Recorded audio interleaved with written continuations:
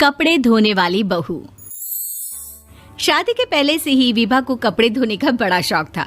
कभी नल के नीचे तो कभी तालाब के पास। अरे मेरी नीली वाली लुंगी नहीं दिख रही है। विभा की अम्मा, कहाँ रखी है लुंगी? अरे वो तो विभा ने परसों ही धोकर रखी थी आपकी अलमारी में, देखो वहीं होगी।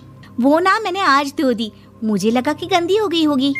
अरे कैसे गंदी हो गई थी, उसे तो मैंने पहना भी नहीं। हे भगवान, इस लड़की के कपड़े धोने की आदत से परेशान हो गया हूँ मैं।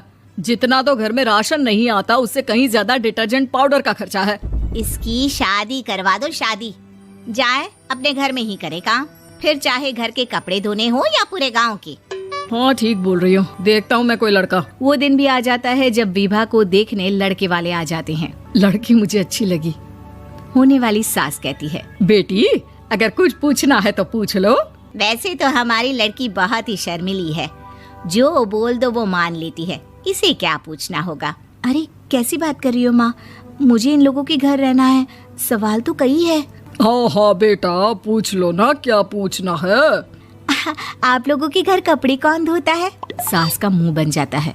देखो, अगर तुम ये कहना चाहती हो कि तुम्हें कपड़े धोने नहीं आते तो सुन लो, कपड़े मैं ही धोती हूँ, लेकिन तुम्हारे आ जाने के बाद मैं रुमाल तक नहीं धोऊंगी। अरे चुप रहना भाग्यवान, बहू बेचारी घर आई नहीं, उसे डराना शुरू कर दिया।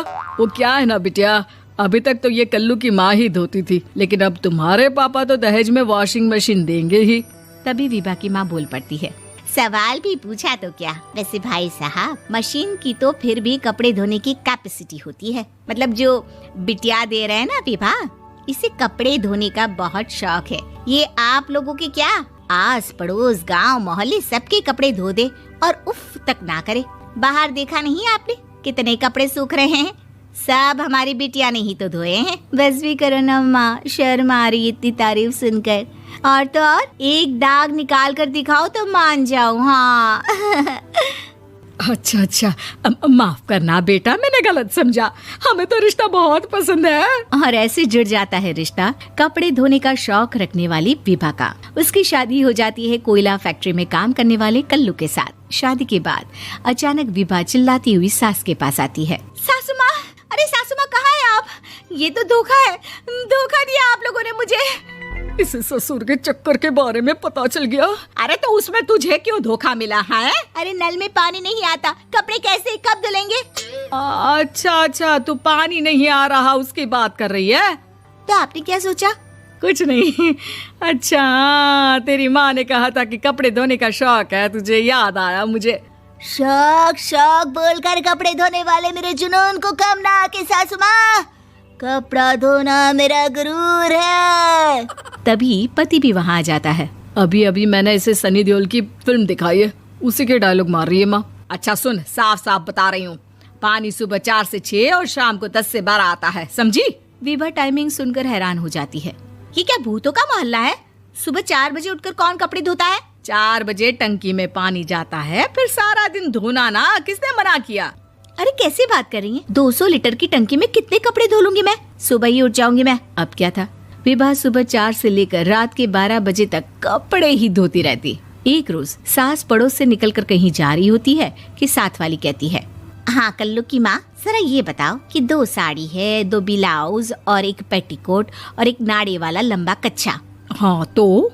अरे तो क्या, कितना लोगी धुलाई ये बताओ। धोबन दिख रहे हैं हम क्या? हमारे पति सरकारी नौकरी से अभी अभी रिटायर हुए हैं और बेटा सुपरवाइजर है कोयला फैक्ट्री में।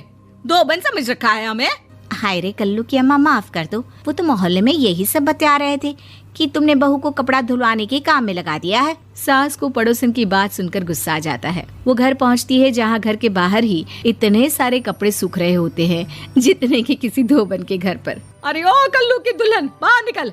माँ जी यहीं आ जाओ, बाथरूम में चादर धो रहे हैं हम। अरे अभी हम धोते हैं, तुमको बाहर निकलो। ये आस पड़ोस वाले बोल रहे हैं कि हम बहू से कपड़े धुलवा धुलवा कर उसे कपड़ा धोने वाली बना दिए हैं। अरे छोड़ो ना माँ जी, किन लोगों की बातों में आती हो? आस पास के लोगों का तो काम ही होता है कि वो किसी तरह सास बहू को लड़ा दे। बहू सारे घर के कपड़े धोती है, ये क्या कम है? बोलिए। सास को भी लग जाता है कि वो बहू का ये सनकीपन नहीं छुड़वा सकती, इससे अच्छा है कि खुद ही चुप हो जाए।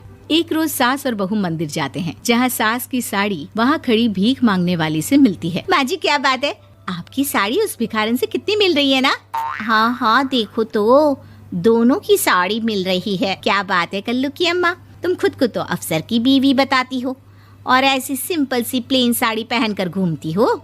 सिंपल और प्लेन नहीं है ये साड़ी। तो क्या सोने के धागे से फूल बने हैं? कुछ भी सासू माँ, कुछ भी। हाँ बने थे इस साड़ी में सोने के धागे से फूल। मेरे पति लेकर आए थे मद्रास से स्पेशली मेरे लिए 10,000 की।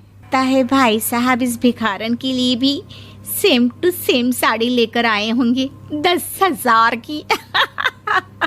सास उस वक्त तो कुछ नहीं कहती, लेकिन बहू के साथ घर आती है और अलमारी से एल्बम निकाल कर लाती है। ये साड़ी देख रही है, ये वही साड़ी है जिसे मैंने अभी पहना था।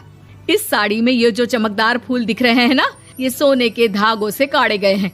लेकिन तू लोकल वॉशिंग मशीन ब्रश से घिस घिस कर सारे फूलों को निकाल कर साड़ी प्लेन कर दी। मुझे माफ कर दीजिए सासू माँ। और तो और, जब मैंने तुझे तेरी गलती के लिए कुछ नहीं कहा, लेकिन तूने तो सबके सामने मेरा मजाक ही बना दिया। क्यों? बहू को समझ में आ जाता है कि अब से उसका